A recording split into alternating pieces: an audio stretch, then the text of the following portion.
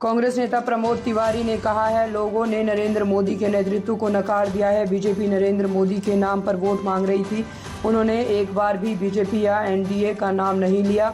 नैतिक जिम्मेदारी लेते हुए नरेंद्र मोदी को प्रधानमंत्री पद का दावा नहीं करना चाहिए। वह लोगों की इच्छा के खिलाफ खुद को थोप रहे हैं। लोगों के जनादेश का पालन करना विपक्ष की जिम्मेदारी है। जो मोदी सरकार के खिलाफ है, ये मोदी का नुकसान है, एनडीए का नहीं। अगर राज्य इकाइयां केंद्र के लिए वोट पाने में विफल रही है तो इसका मतलब है कि केंद्र विफल रहा है। ये उनका अहंकार था। राम का पुनर्जन्म हुआ है, कोई भी राम को नहीं ला सकता। हाल ही में हुए लोकतांत्रिक महाभारत में राहुल गांधी एक नायक के रूप में उभरे हैं। को जनता ने नकार दिया। ये नेतृत्व नकारा गया है मोदी जी का। भारतीय जनता पार्टी एनडीए के नाम पर वोट नहीं मांग रहे थे। कह रहे ये मोदी की गारंटी है। एक बार भी उन्होंने एनडीए का नाम लिया? एक बार उन्होंने भाजपा का नाम लिया? तो ये मोदी की हार है। मोदी की जब हार है तो उन्हें नैतिक जिम्मेदारी लेते हुए प्रधानमंत्री पद पर दावेदारी नहीं करनी चाहिए। लेकिन ये तो मैं कह सकता हूं, कोई कठोर शब्द उनके लिए इस्तेमाल नहीं करना चाहता, लेकिन इतना जरूर कहना चाहता हूं कि जनता के इच्छा के खिलाफ वो अपने आप को थोप रहे हैं।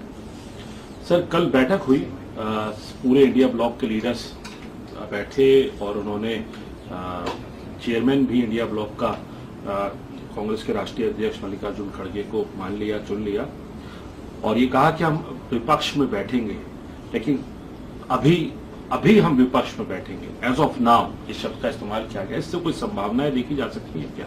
बिल्कुल देखनी चाहिए। हमें जनादेश का पालन करना विपक्ष का धर्म है और जनादेश मोदी सरकार के खिलाफ है। तो हमें उस जनादेश को क्रियान्वित करने के लिए एक लोकतांत्रिक ढंग से भरपूर प्रयत्न करना चाहिए। आप देखिएगा, मोदी जी जिसने जनता ने रिजेक्ट कर दिया, जनता का इतना दबाव पड़ेगा घटक दलों पे कि वो खुद ही मोदी जी को हटाएंगे।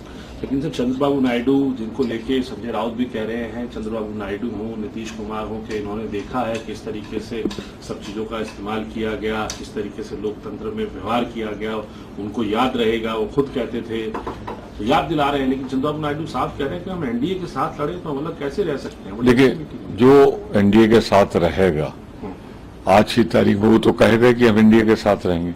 जब अलग होंगे तो वो कारण बताएंगे कि हम किन कारणों से अलग हुए। मैं दो चीजें स्पष्ट कर दूं।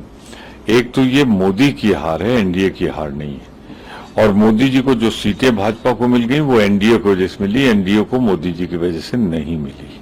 आप प्रदेशों का उठा के देख लीजिए। तो मोदी जी जिसे जनता ने रिजेक्ट कर दिया है, अगर उसे अपने सर पर बैठा लेगा एनडीए तो एनडीए डूब जाएगा। देवेंद्र फडणवीस ने महाराष्ट्र में इंडिया ब्लॉक ने अच्छा प्रदर्शन किया। संजय राउत भी कह रहे हैं कि एक शिवसेना उद्धव ठाकरे ग्रुप की गुट की वजह से एक अच्छा मैंडेट मिला। तो देवेंद्र फडणवीस जो मुख्यमंत्री हैं, उन्होंने कहा कि मैं अपने पद से इस्तीफा देके अपनी पार्टी से इस बात की मैं इच्छा जताई है उन्होंने कि अपने पद से इस्तीफा देके वो संगठन के लिए काम करना चाहते हैं, जिम्मेदारी लेते हैं। ये चुनाव किस लिए हो रहा था? केंद्र सरकार के लिए हो रहा था। प्रदेश की यूनिट्स को उसमें सहयोग करना था। तो अगर प्रदेश में वो फेल्योर हुआ है तो फिर तो इसका मतलब केंद्र फेल हुआ है। तो देवेंद्र फडणवीस ने इस्तीफा देकर नैतिकता की याद दिलाई है नरेंद्र मोदी जी को।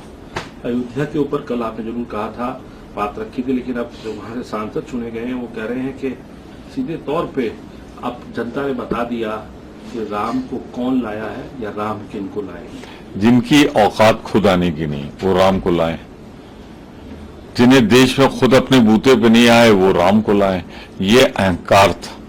राम अवतरित होते हैं, राम लाए नहीं जाते हैं। राम के अवतार को लाना कह दो, मैं समझता हूं भारतीय जनता पार्टी ने अपमान किया है भगवान राम का। जहां तक सवाल है, जनता ने साफ साफ अयोध्या में जनादेश दे दिया कि राम के व्यापारी हैं भाजपा वाले और इंडिया गठबंधन राम के पुजारी है। ये जनादेश आ गया। राहुल गांधी को लेके भी अब ये बात हो रही है। आपके सांसद जो लोकसभा में नए चुनकर आए हैं वो भी इस बात को कह रहे हैं कि अब राहुल गांधी को नेतृत्व करना चाहिए, लीडर ऑफ अपोजिशन, क्योंकि जो लोकसभा के अंदर लार्जेस्ट पार्टी आप कांग्रेस है, कांग्रेस संसदीय दल का नेता बनना चाहिए उनको। इस बात को कंसिडर करना चाहिए। आप कैसे देखते हैं?